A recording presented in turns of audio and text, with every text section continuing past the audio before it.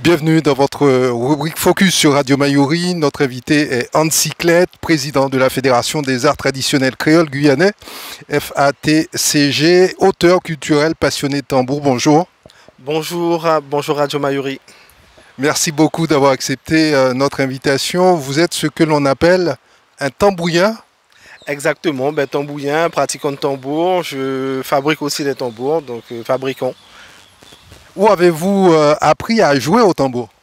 Alors, je suis autodidacte, donc j'ai appris surtout par des CD, les CD que ma mère me ramenait de Guadeloupe, de Martinique, aussi de Guyane, notamment sur les CD comme le CD de Montserrat avec les chanteuses comme Laetitia Torvik ou encore Yves Rogier.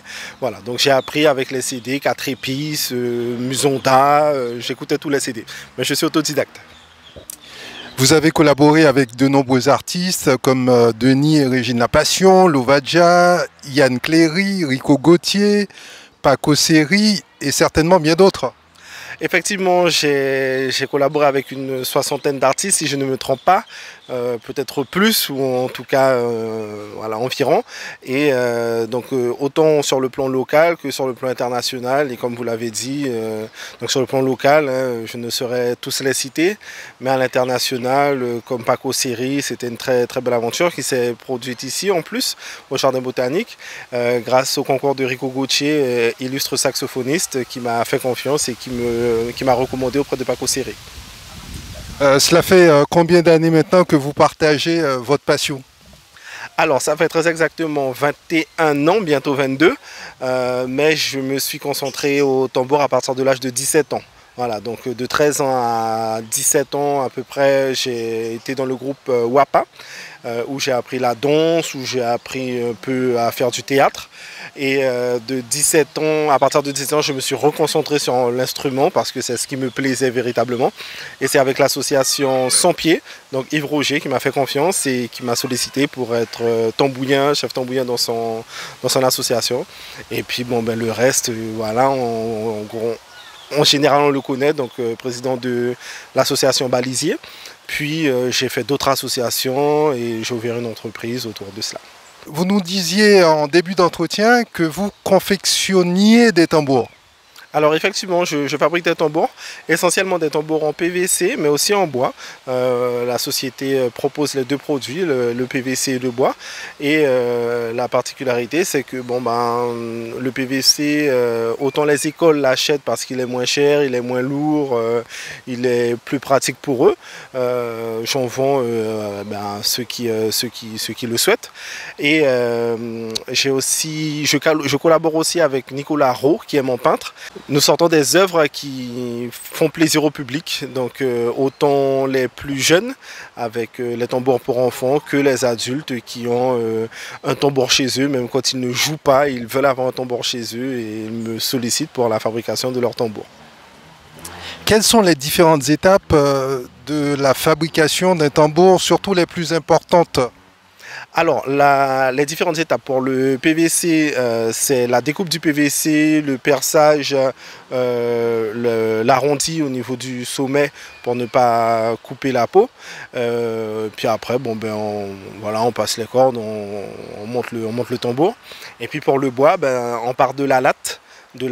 Et à partir des lattes de bois, donc l'ensemble du chanfrein pour faire les biseaux, pour les assembler, premier temps de collage, du ponçage, les cercles définitifs. Après, c'est comme pour un tambour en PVC, perçage, arrondi, et on pose la peau avec le cercle chiffon, le zoban. Vous parvenez à régler également la tension et le grain sonore propre à la peau de chaque animal sur le tambour?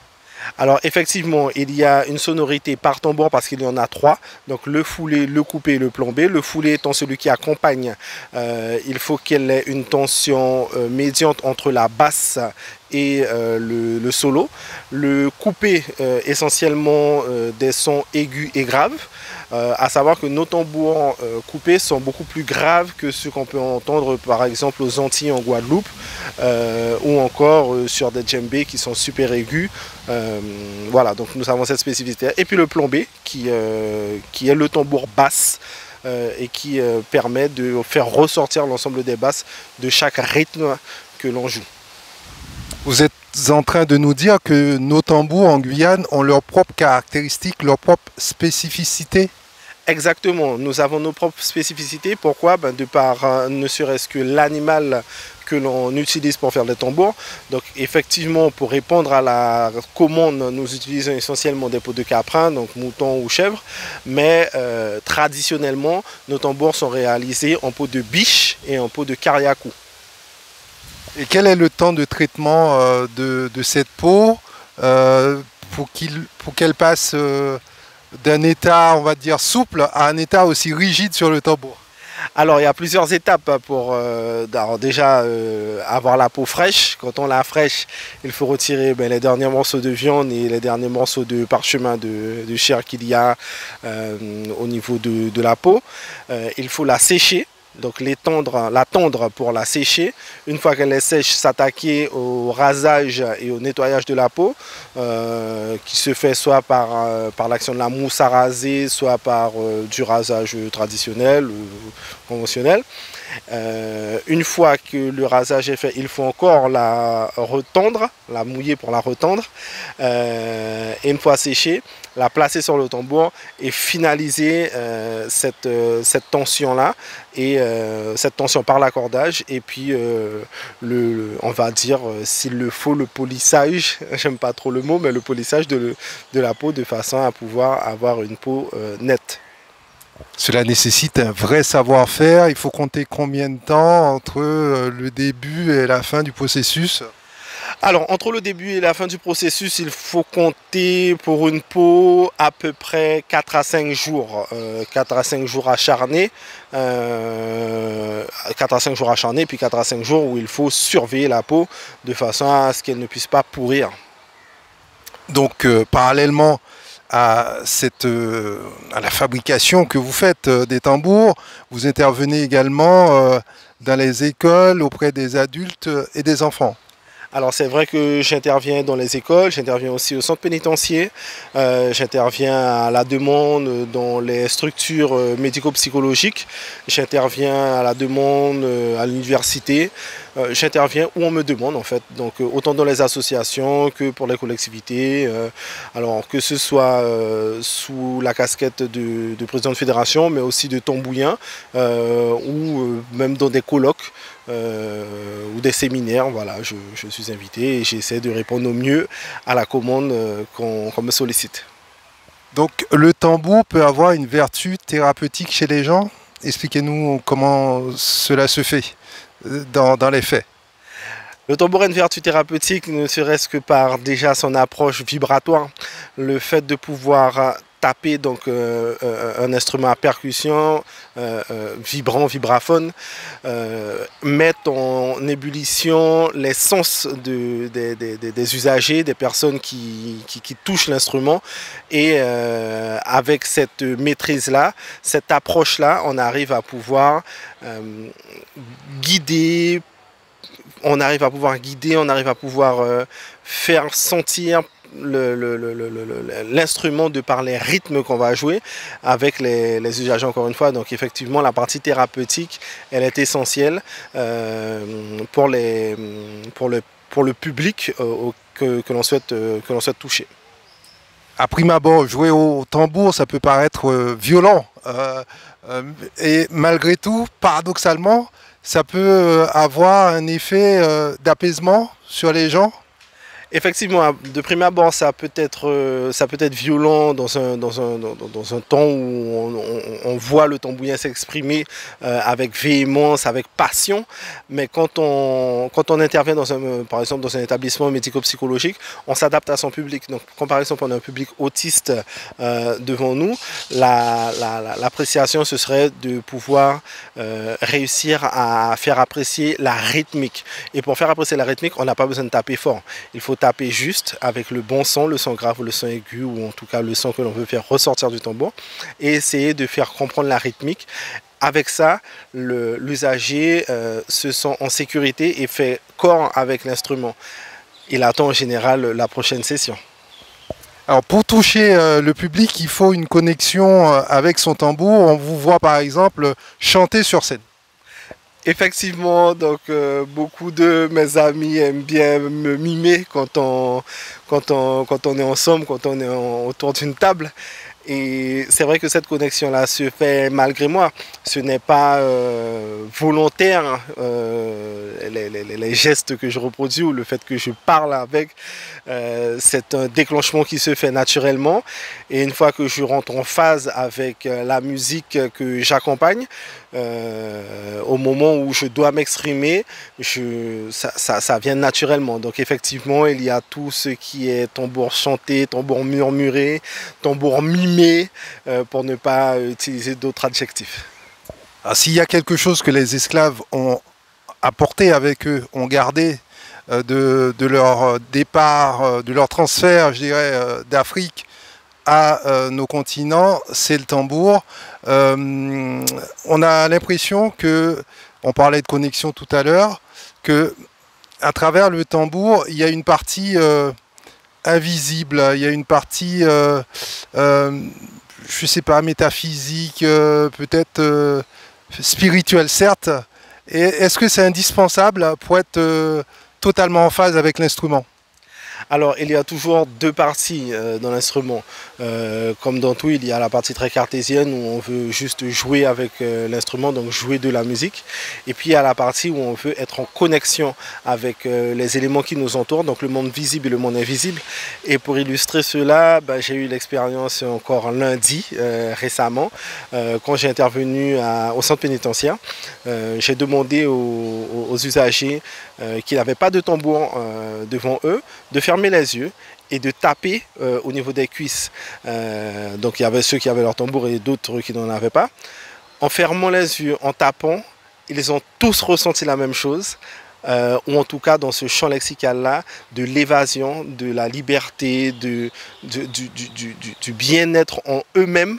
Et voilà, c'est tout ce que le tambour, est bien autre chose, mais c'est tout ce que le tambour apporte. Donc effectivement, les descendants d'esclaves ont amené ça avec eux, ils ont amené ce génie créateur et ce génie d'expression à travers les hommes et les femmes qui jouaient de l'instrument, qui savaient utiliser leur voix pour communiquer et aussi les rythmiques pour pouvoir communiquer dans un langage non verbal. Le tambour vous transporte, vous emmène vers l'au-delà, vous transmet, vous fait voyager, vous emmène ailleurs.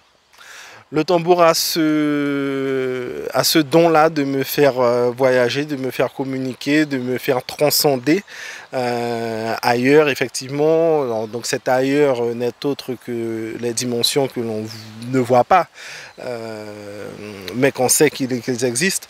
Et ce qui est beau, c'est que quand je joue et que j'arrive à captiver le public, ou en tout cas des personnes du public, qu'ils viennent et qu'ils me disent j'ai compris ce que tu voulais me dire, ou parfois je n'ai pas compris ce que tu as voulu me dire, mais j'ai senti que tu m'as parlé. Et c'est toute la connexion, l'agréable connexion que je peux avoir avec le public et avec moi-même à travers cet instrument. Est-ce que vous sentez de plus en plus un certain engouement pour le tambour? Oui, bien sûr, avec l'ensemble du travail qu'a fait les anciens, notamment comme Monsieur Jean-Paul Agaran, Monsieur Renaud Siple et Monsieur Sip Renaud et bien d'autres. Un engouement s'est fait autour du tambour. Un engouement est actuellement en train de continuer de jaillir autour de l'instrument avec tout ce qui va avec. Donc il y a aussi un travail qui se fait au niveau des codes pour pouvoir mieux apprécier le tambour en tant que tel, mais que ce soit au niveau des associations ou de l'école de musique ou même ne serait-ce que dans certaines manifestations, on n'avait pas l'habitude de voir du tambour. Le fait de réclamer cette touche-là, cette présence-là, est pour moi très, très importante. Et c'est pour ça que je suis très content de pouvoir participer à la défense de cette couleur-là. Le tambour permet d'affirmer sa créolité, sa guyanité. et ses racines, au fait, ses racines africaines. Le tambour permet d'affirmer bien au-delà de ça, parce qu'il y a effectivement tout ce qui a trait au créole, tout ce qui a trait à la Guyane, mais c'est tout ce qui a trait à la connexion humaine par rapport à ce que l'on peut ressentir. J'entends des Colombiens jouer. Je suis émerveillé et je me dis waouh, mais il y a une connexion, il y a quelque chose. J'entends des Portoricains jouer, je me dis oula, il y a quelque chose, il faut que j'arrive à entrer en contact avec eux. J'entends des Cubains jouer, voilà. Donc au-delà du pur créole, du pur guyanais, c'est vraiment ce qui arrive à nous transcender sur le monde vibratoire, qui se met en ébullition quand on joue du tambour. On entend parler de djembé d'une part, de l'autre côté on parle de tambour. Quelle est la différence Alors la différence entre les tambours sont surtout sur le système d'attache. Le système d'attache va permettre d'avoir la tension de la peau, et c'est avec la tension de la peau que l'on va sortir la musique qui sera jouée. Donc du coup, vous allez aisément comprendre par exemple que pour un djembé qui est accordé avec, je vais dire 22 clés, si je peux m'avancer, même s'il n'y a pas de clé à proprement parler, mais c'est un système d'attache, n'aura pas la même résonance qu'un tambour comme nous, qui est monté avec un système de 5 à 6 clés. Les tambours antillais, notamment guadeloupéens, entre 8, 12, même 14 clés. Voilà, c'est tout simplement cela la différence. Alors vous avez débuté en cyclette par le folklore, hein, vous nous le disiez en début d'entretien, au sein par le folklore, par la danse, au sein du groupe Wapa, qui vous a emmené à voyager à Trinidad, Angleterre, à Paris, au Suriname, au Brésil, au Sénégal. Donc, vous avez parcouru une bonne partie de la planète grâce à votre passion. Alors oui, donc pour repréciser, en tout cas pour préciser, avec l'association WAPA, ça a été essentiellement sur la Guyane, et tous les autres voyages soit ont été faits de manière individuelle par d'autres associations, donc notamment par exemple l'association des Amis de Léon contre Damas avec les Sœurs Réserve, où je suis parti à Trinidad et au Sénégal. Avec l'association Jumble Free Touch par exemple, où on était parti à Liverpool pour le Broa Festival, avec aussi par exemple l'école de danse Éclat d'âme, avec la formation Éclat d'âme de Madame Vérin, donc le Palais des Congrès, avec Djabar avec du reggae, donc au Jardin de l'Acclimatation. Voilà, donc j'ai pu parcourir un bon nombre de pays avec tambour croisé, où nous avons fait le Sénégal, la Martinique, la Guadeloupe, Haïti. Voilà, donc j'ai pu voyager avec différentes formations, du jazz avec Denis Lapassion. Nous avons fait le festival de jazz du Suriname et le festival de jazz de la Sainte-Lucie. Je suis retourné encore à la Sainte-Lucie avec un groupe de formation plus traditionnel qui s'appelait Sondé. Voilà, donc c'est vrai que j'ai parcouru quelques pays, le Brésil avec Macapa, donc, où j'y vais assez régulièrement.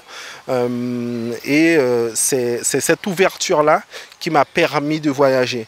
Donc au-delà du volet purement traditionnel que je défends, il y a aussi l'ouverture avec le concept d'inspiration tambou que j'ai mûri et qui très certainement me vient d'un lien familial quand j'étais petit avec notamment des cousins et cousines qui avaient un groupe qui s'appelait Inspiration, tout simplement.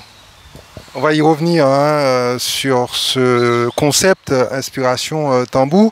Est-ce que la Guyane a une carte à jouer sur le plan touristique à travers le tambour? La Guyane a toute sa carte à jouer au niveau touristique à travers le tambour. Parce que ne serait-ce qu'à l'aéroport, si on entendait du tambour, la première vitrine, une des premières vitrines quand on arrive en Guyane, je trouve qu'il manque de cette ambiance-là. Au niveau de la salle convouée qu'on essaye de mettre en place à travers sa fabrication, en tout cas même si on reprend un bâtiment, mais avoir cet immeuble-là, quand je parle immeuble, pas l'immeuble en étage, mais en tout cas le mobilier même, et en faire un incontournable dans le circuit touristique, c'est important.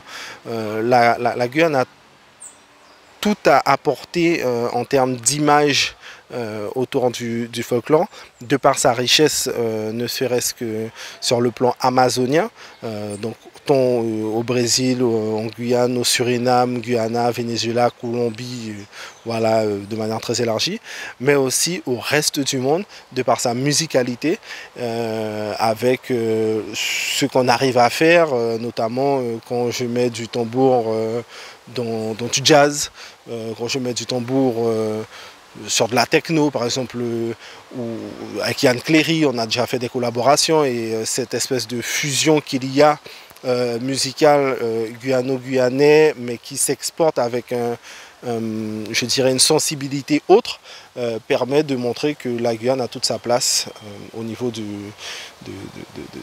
cet ensemble. Est-ce que le tambour symbolise un langage universel entre les peuples de Guyane, dans le sens où on voit les Amérindiens s'approprier du tambour ainsi que les Boni, les Bushinengue? Oui, alors le tambour, de toutes les façons, le tambour fait peuple, et nous l'avons vu lors des barrages où il y avait une fusion entre les tambours amérindiens, les tambours guyanais et les tambours bushinengue. Ces fusions-là n'étaient pas inédites. C'est vrai que ça fait longtemps que l'on n'avait pas vu, mais elles ne sont pas inédites parce que ces peuples se croisent, ces peuples se rencontrent, ces peuples s'entremêlent malgré le fait qu'ils soient bien identifiés en Guyane. Et de par ça, nous avons nos apports autant amérindiennes que bushinengue dans notre musicalité. Et quand on joue, de toute façon ça se voit, à partir du moment où on joue et que la personne commence à danser, c'est qu'on se comprend dans l'expression de cette musicalité. Revenons-en à Inspiration Tambour. Quels sont les objets de ce concept? Alors les objets du concept Inspiration Tambour, c'est tout simplement le fait de pouvoir s'ouvrir au monde, encore une fois. Le fait de pouvoir comprendre que le tambour en tant que tel est joué avec ses codes et je dirais, ses restrictions, de façon à pouvoir honorer de la manière la plus pure la tradition qui nous a été transmise. Et en s'ouvrant au monde, je m'inspire de ce que j'entends, de ce que j'ai pu comprendre, de la communication non verbale que j'ai pu observer, que j'ai pu comprendre, et à travers ce que je produis, répandre. Donc voici le concept Inspiration Tambour en quelques mots. Donc j'entremêle la maîtrise de ce que je sais faire avec ce que j'ai entendu et ce que je souhaite répandre, apporter comme réponse à ce qui m'a été transmis de manière, encore une fois, non verbale. On pourrait penser à prime abord que le tambour c'est une affaire de vieux, de vieille génération. Le fait de voir un jeune comme vous porter, que vous soyez si sensible à cet instrument et que vous l'appropriez, est-ce que c'est de bon augure pour l'avenir? Est-ce que cela signifie que la relève est assurée et que la transmission aussi est en train de se faire? La transmission est en train de se faire, encore une fois, hein, je l'ai dit, par les anciens qui ont bien voulu montrer. Des fois, même en ne montrant pas, nous ont forcés à être curieux et nous ont conduit à apprécier cette transmission non verbale. Oui, je suis toujours honoré de pouvoir dire que je fais partie de ceux qui transmettent, mais j'aime à dire aussi que le bébé, depuis tout petit, il tape, et si le parent l'accompagne dans le fait justement qu'il tape et qu'il exprime certaines choses en tapant sur des meubles, en tapant un peu sur tout ce qu'il voit, ça permet aussi de faire ce travail de transmission-là. Donc il y a le travail de transmission et le travail d'accompagnement, le fait de ne pas bloquer l'enfant, le fait de pouvoir accompagner son enfant quand il est émerveillé par le fait d'entendre ne serait-ce que de la musique à la radio, voilà, à la télé, sur quel que soit le support, sur le portable. Voilà, donc non, je pense que véritablement le tambour a pris une dynamique et que si nous continuons à évoluer avec cette dynamique-là, nous pourrons très largement toucher un maximum de public. Alors la famille Klett, c'est une famille de musiciens, on connaît Victor Klett, vous regorgez de talent. Effectivement, dans la famille Klett, il y a des musiciens. Notamment Frédéric Klett aussi qui fait partie, qui est président du groupe Les Immortels et qui était le premier président de la fédération, le célèbre Victor Klett dit Keket, Sa Majesté Keket, mais il y en a d'autres aussi qui ne portent pas le nom Klett mais dont la maman, le papa, la grand-mère étaient des Klett ou sont des Klett. Par exemple Michel Klett qui est le chanteur de Blackwood, que l'on retrouve, voilà, on retrouve des Klett dans différents registres, mais nous avons cette sensibilité à la musique traditionnelle, à la musique du pays. Donc effectivement, nous défendons avec notre passion, tout simplement, cette musique et cette identité guyanaise. Hansi Klett, quelle est votre actualité? Quels sont vos projets? Alors Hansi Klett, normalement par le mois prochain en Martinique pour le Martinique Dance Festival. En juin, je devrais faire une intervention dans un colloque en Martinique aussi. Si tout va bien, avec Roselyne Gercier, nous avons un départ en Colombie avant la fin de l'année. Et puis, qu'est-ce que j'ai comme d'autres projets? Toujours de pouvoir faire évoluer la fédération des arts traditionnels et créoles guyanais de manière à pouvoir professionnaliser ce secteur et dynamiser le secteur dans une optique où on puisse identifier la fédération comme un incontournable, non pas pour que la partie d'animation, chose que l'on sait faire, mais dans la partie où on pense vraiment ce volet culturel, traditionnel et dans une émancipation très large, vraiment de l'Est à l'Ouest. Hansi Klett, merci. Merci à vous, merci Radio Mayuri.